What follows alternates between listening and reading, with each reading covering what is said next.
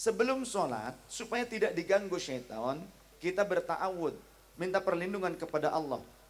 A'udzubillahi minasyaitonirrajim. Bismillahirrahmanirrahim. Ini ikhtiarnya, ya, ini upaya ijtihad kita. Baca ta'awud atau ditambah dengan doa ta'awud yang lainnya. Rabbi inni a'udzubika min hamazatis syayatin wa a'udzubika rabbi ayyahdurun. Rabbi inni a'udzubika min hamazatis syayatin wa a'udzubika rabbi ayyahdurun. Baca doa itu sebelum kita takbiratul ihram, sebelum sholat, di luar sholat. Ini bukan bagian sholat. Jadi kalau ada yang bilang bid'ah lain sebagainya, apa-apa bid'ah wae. Kita sebelum sholat nerima telepon, boleh nggak? Boleh nggak? Boleh. Begitu. Bahkan ada yang sebelum sholat ngudud dulu. Nerima telepon boleh. Kenapa bid'ahkan? Sekarang zikir ba'da sholat dibid'ahkan.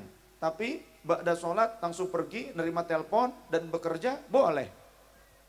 Zikir dengan nerima telepon lebih ibadah yang mana? Zikir. Tapi zikir dibid'ahkan, nerima telepon nggak apa-apa. Aneh gitu. Aneh. Itulah manusia sotoy. Kembali lagi. Kemudian apa saja pendukung, faktor pendukung untuk bisa kita khusyuk? Bukan hanya di dalam sholat. Perlunya khusyuk itu tidak hanya di dalam sholat. Tapi saat tilawah Al-Quran, saat berzikir, saat berdoa, saat ibadah-ibadah yang lainnya. Termasuk pada saat duduk di majelis ilmu perlu khusyuk. Dan ternyata ini sangat-sangat sekali diutamakan oleh jamaah pada saat pengajian. Khusyuk utama sekali. Khusyuk. Iya. Jadi kalau ingin khusyuk, datanglah ke khutbah Jumat dan ke pengajian. Khusyuk. Di dalam Al-Quran, Allah berfirman, Bismillahirrahmanirrahim. Wasta'inu bis-sabri was-salah. Wa innaha lakabiratun illa 'alal khashi'in. Wallahu wa rasuluhu a'lam bimuradi wa ma'na. Minta pertolonganlah kalian kepada Allah dengan sabar dan sholat. Dan sungguhnya sholat itu berat kecuali bagi orang-orang yang khusyuk. Siapa sih? Pertanyaannya orang yang khusyuk itu? Anda tanya. Jawab gak ya? Pengen tahu aja apa pengen tahu banget? Jawabannya di ayat berikutnya.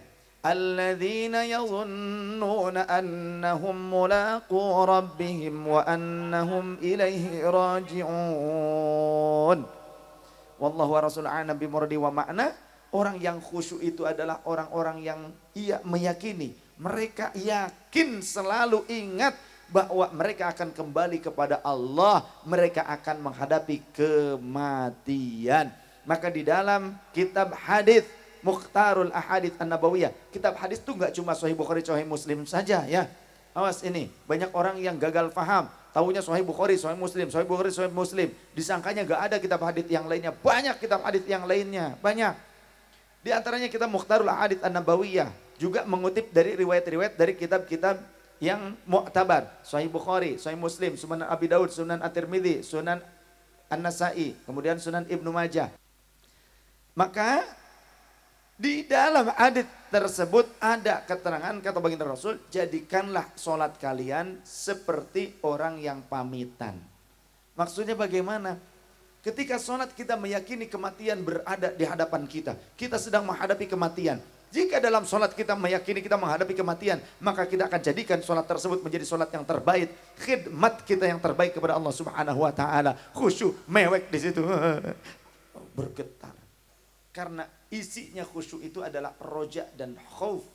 Roja itu harapan, khauf itu rasa takut akan siksanya Allah, akan ancamannya Allah. Roja harapan akan janji-janji indahnya Allah, rahmatnya Allah. Sedangkan khauf takut akan kebencian dan murkanya Allah. Kita harus kumpulkan pada saat ibadah. termasuk pada saat doa. Jangan ini mah kalau doa tangan di sini kayak yang gak niat gitu. Tangannya disimpai di paha di sini. Amin. Ada yang kalau doa tidur. Orang dipimpin doa tidur.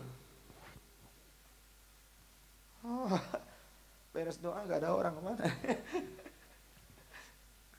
Jadi kalau doa sunnahnya itu diangkat kedua telapak tangan kita, hadwa mankibaikum, seukuran pundak kalian, kata Rasul.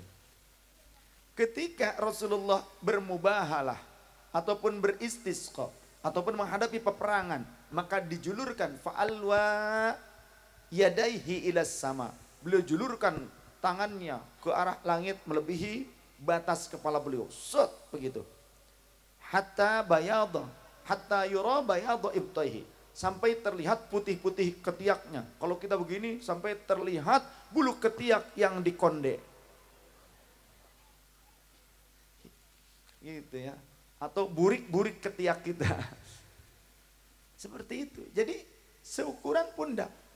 Ketika di dalam kitab Al-Adhkar, Imam An-Nawawi juga meriwayatkan ketika beliau mengangkat tangan, ketika beliau membaca doa kunut di dalam sholat subuh, setelah i'tidal di rakaat kedua, beliau pada saat kunut pun farafa'a yadaihi fil kunut, beliau mengangkat tangannya pada saat berdoa kunut. Ya. Maka ini ikhtilaf di antara ulama yang berbeda madhab. Ada yang tidak diangkat tapi kunut sendiri. Ada yang diangkat sambil ngimamin imam. Begitu. Ini ikhtilaf. Jadi nggak usah diributkan. Gimana kalau imamnya nggak kunut? Kita ikut kunut jangan, kita kunut jangan. Atau nanti toel imamnya, mam kunut. Gitu. Kata imamnya, ih kermules, gitu. Akhirnya mengobrol kan. Udah nggak usah ribut-ribut antara yang kunut sama yang nggak kunut. Yang terpenting sholat subuh berjamaah daripada nggak sholat. Akhirnya ributin kunut sama nggak kunut, ribut sama kunut dengan nggak kunut, akhirnya bubar masjid kosong. Kan repot kalau yang begituan. Ya. Jadi kalau pas imamnya kunut, makmumnya kunut. Imam nggak kunut, makmumnya nggak usah maksain. Karena kunut itu sunnah. Akan tetapi di dalam mazhab Syafi'i wa yustahabbu, dan dianjurkan, disunnahkan apa? Sujudus sahwi. Sujud sahwi liman tarokal kunut, bagi orang yang meninggalkan kunut amdan au sahwan, entah dia sengaja ataupun lupa. Hukumnya sunnah, kunutnya sunnah, sujud sahwinya sunnah. Jadi kalau tidak sujud sahwi bagaimana? Sah, tidak apa-apa. Yasihhu pakai soh, bukan sah, soh. Sahha, gitu kan? Boleh. Demikian kurang lebih ya. Kemudian selain mengingat mati, apalagi? Kita coba pelajari, memahami makna dari setiap bacaan dan gerakan sholat kita. Pada saat kita membaca, contoh saja doa iftitah. Inni wajjahtu, sesungguhnya aku menghadapkan diriku kepada Engkau ya Allah, kepada Allah. Wajhiya lilladzi fataras samawati wal arda hanifan musliman wa ma ana minal musyrikin. Inna salati wa nusuki wa mahyaya wa mamati lillahi rabbil alamin. La syarika lahu wa bidzalika umirtu ana minal muslimin. Kita menghayati inna salati, sesungguhnya salatku, wa nusuki, dan seluruh ibadahku. Nusuk itu bukan cuma haji. Nusuk itu maknanya ibadah, perilaku ibadah apapun. Wa nusuki wa mahyaya wa mamati, dan hidup matiku lillahi rabbil alamin, kucurahkan untuk Allah Tuhan semesta alam. Ketika kita menghayati setiap zikir, bacaan, doa dan sebagainya, juga setiap gerakan kita. Pada saat ruku, kita ruku sami'na wa ta'na dengan perintah Allah, sehingga pada saat i'tidal sami Allahu liman hamidah, semoga Allah menerima ya atas apa yang telah diungkapkan oleh hamba-hamba Allah berupa pujian kepada Allah. Jadi sami'a ini bukan maknanya berarti secara letterlek semoga Allah mendengar. Ya Allah tuh mendengar. Tapi yang dimaksud sami Allah di sini semoga Allah menerima. Ayataqabbalallahu. Begitu. Jadi pelajari makna-makna dari setiap bacaan sholat. Insya Allah khusyuk. Ya. Dan jangan lupa jika sedang masak air matiin dulu airnya. Karena kalau nggak dimatiin nanti ingat, aduh itu air, aduh belum dimatiin kompor, aduh belum dimatiin kompor. Itu nantinya. Ya. Maka sesuatu yang sekiranya akan mengganggu sholat dihindarkan dulu. Bahkan kata baginda Rasul, jika makanan sudah dihidangkan di hadapan kalian dan kalian dalam kondisi lapar, kemudian maksudnya waktu sholat itu masih panjang, makanlah dulu. Jika hidangan disediakan dan kalian sangat lapar, kemudian waktu sholat masih panjang, makan dulu. Ya. Ini Rasulullah. Kemudian kata Rasul, jika kalian berjalan menuju sholat jamaah ke masjid, jangan kalian buru-buru. Bagian manapun yang kalian dapati di dalam sholat bersama imam, maka kalian sudah mendapati sholat berjamaah. Jangan berarti ke masjid itu lari-lari. Wow, lari sampai ngerem.